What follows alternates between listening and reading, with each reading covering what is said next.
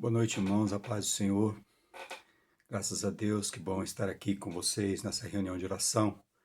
Eu queria compartilhar para nossa reflexão nesta noite o texto de 2 Coríntios, capítulo 12, no versículo 7 até o versículo 10, texto conhecido da palavra de Deus, que diz assim: E para que não me ensoberbecesse com a grandeza das revelações, foi-me posto um espinho na carne, mensageiro de Satanás, para me esbofetear, a fim de que eu não me exalte.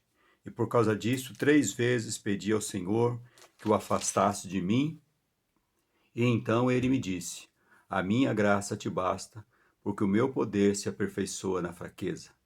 De boa vontade, pois, me gloriarei nas injúrias, nas necessidades,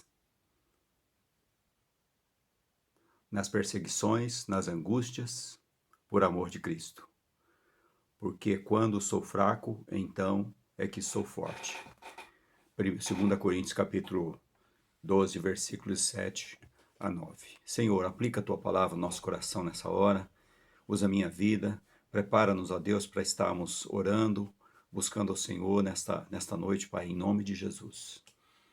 Amém. Graças a Deus. Irmãos, Tiago, na sua carta, no capítulo 4, no versículo 3, ele ali falando sobre as origens das contendas, ele diz uma coisa interessante, ele diz assim: nada tendes porque não pedis e não recebeis porque pedis maus para esbanjar os vossos próprios prazeres. Nós vemos aí duas negativas em relação, né? Porque pedir é oração, né? Então, duas negativas em relação à oração. Mas quando nós olhamos para a palavra de Deus, nós vemos vários textos da palavra de Deus que mostram para a gente, né, essa negativa, que mostra para a gente esse não de Deus. Então eu queria compartilhar com você hoje, porque esse texto que nós lemos é um exemplo disso. Eu queria compartilhar com você hoje sobre o tema o não de Deus. E mais precisamente, o que o não de Deus precede, né? A gente usa muito um versículo que diz assim, que a humildade precede a honra, né? Nós vamos ver aqui o que o não de Deus precede, porque ninguém gosta de receber um não como resposta, né? Mas nós vemos na experiência de homens de Deus, na experiência do relacionamento de Deus com os seus servos, com as pessoas que se chegaram a eles, nós vemos muitas vezes essa realidade, a realidade do não, né? Do não de Deus, né? Então, o que o não de Deus precede? Não, esse texto nos mostra isso, e nos mostra três importantes provisões de Deus, né, que antecede o seu não, né, ou que está como resposta ao não de Deus, né, quando você passa por essa experiência. Paulo está aqui numa condição interessante. A impressão e o conhecimento que o texto nos dá, no seu contexto aqui, é de que ele havia passado por uma experiência gloriosa com Deus, né?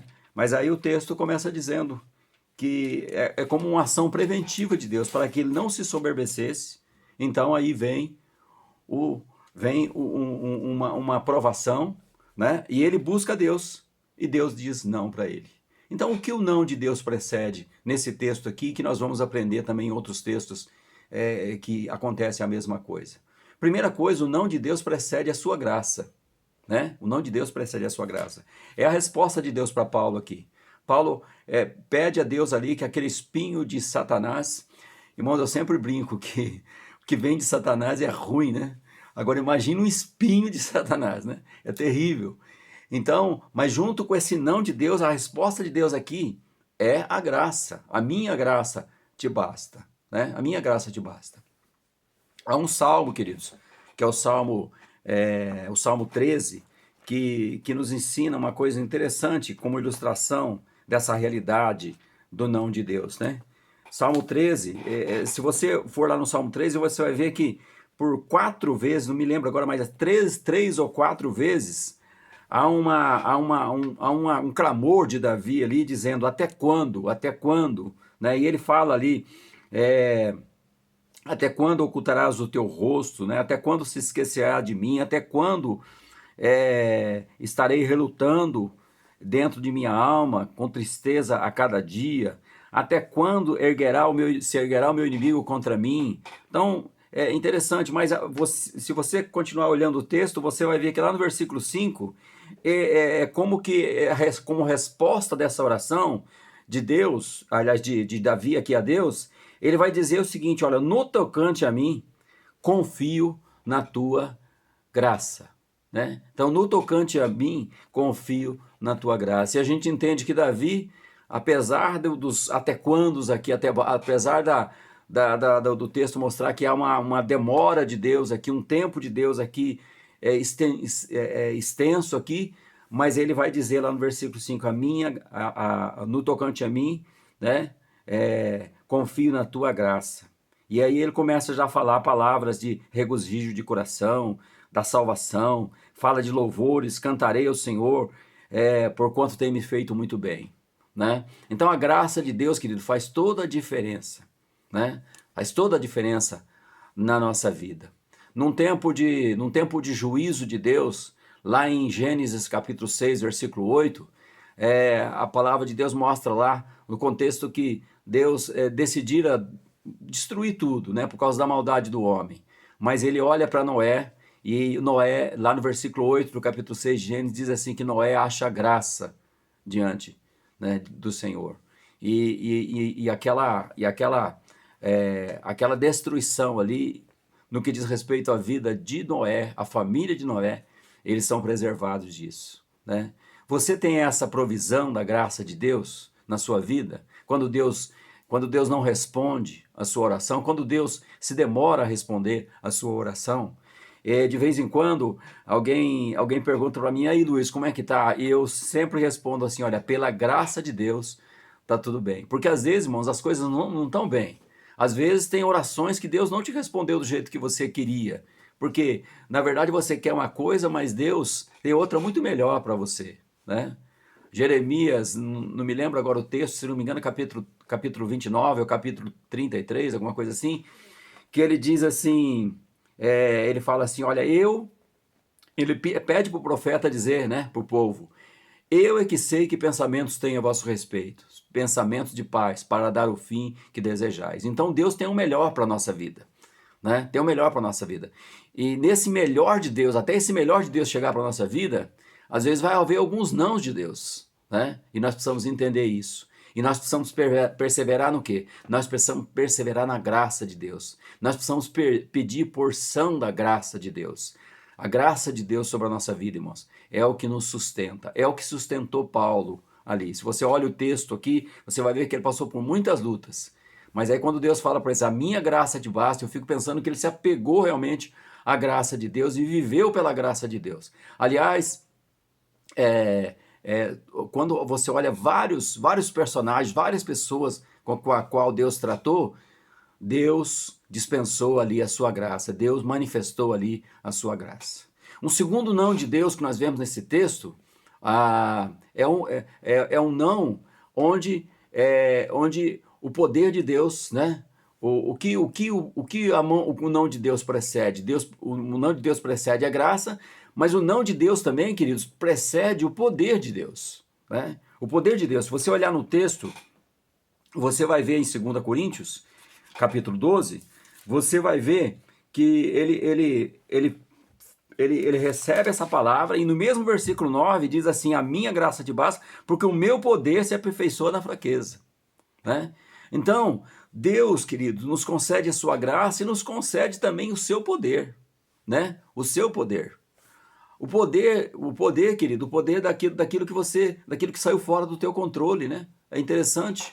É interessante, às vezes você está, por exemplo, numa enfermidade que os médicos, os diagnósticos são todos negativos. E nessa hora você precisa contar com o poder de Deus. Às vezes algo foge do teu controle, das tuas possibilidades, e a necessidade que se entre aí com o poder de Deus. É interessante quando você olha aqueles discípulos ali, no começo da igreja primitiva, ali no capítulo 3 de Atos, quando aquele paralítico vem pedir alguma coisa para Pedro e para João, e eles dizem assim: olha, nós não temos ouro nem prata, quer dizer, nós não temos aquilo que você está procurando. né? Mas nós temos uma palavra para você, em nome de Jesus, levanta e anda. É o poder de Deus ali. É o poder que está sendo exercido ali, querido. O poder que foi prometido pelo próprio Jesus. Olha, vocês permaneçam em Jerusalém até que do alto sejais revestidos de poder.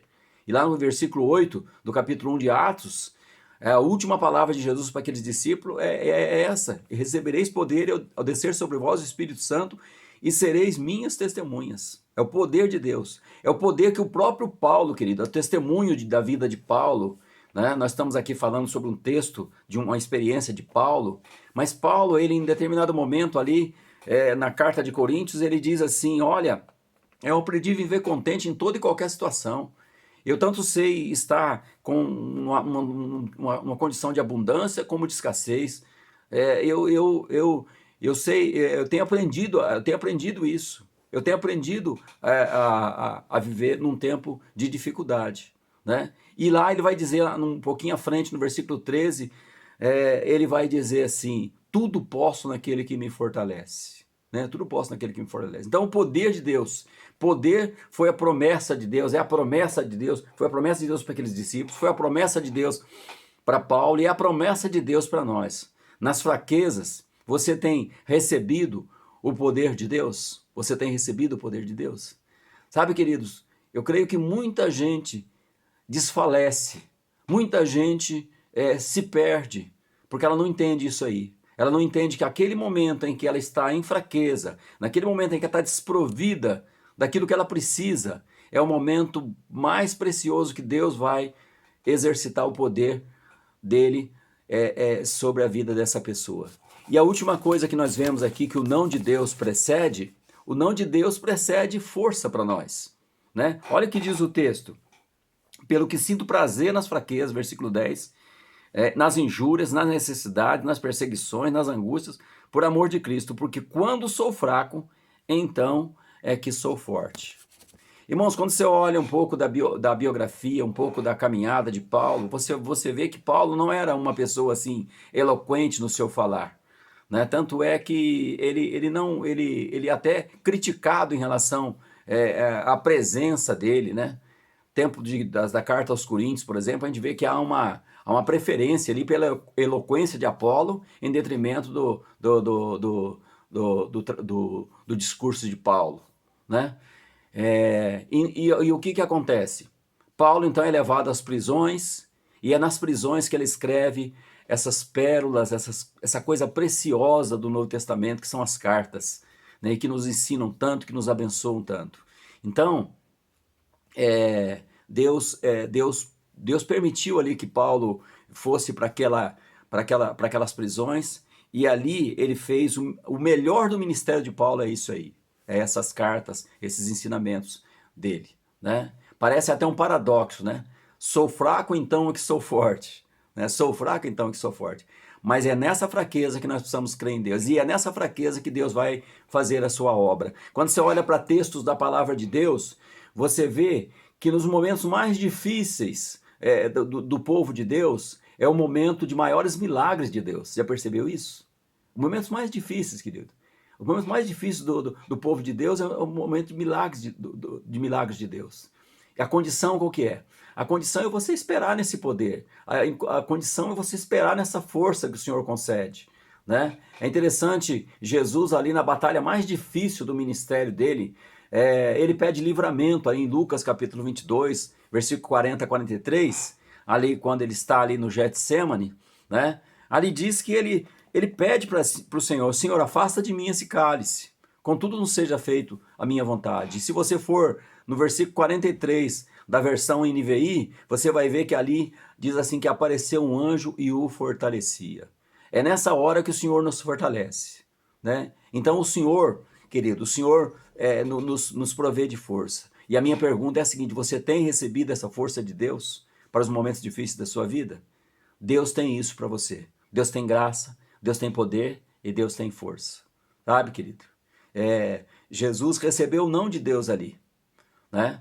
Mas a oração dele era a seguinte: não se faça a minha vontade, e sim a tua. Esse é o segredo, né? O segredo dessa oração preciosa de Jesus de Getsemane. não seja a minha vontade, mas sim a tua. O que acontece às vezes conosco, irmãos? Que nós não esperamos na graça de Deus.